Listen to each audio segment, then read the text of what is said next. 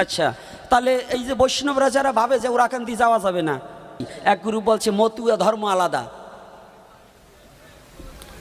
এই পিঠা খাও, ফড়গুইনে খাও না। মতুয়া ধর্ম কোথাতে আসলো? হরিচাঁদ ঠাকুরের জন্মাই সেই সনাতন ধর্মের বৈরে গীতে।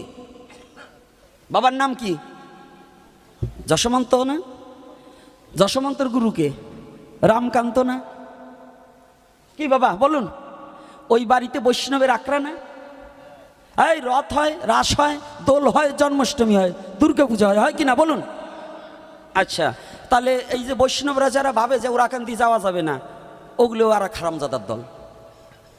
কেন যাওয়া যাবে না? ওটা তো আমাদের অধিকার। হরিচাঁদ ঠাকুর কার? আমার। আমি যাব না কেন?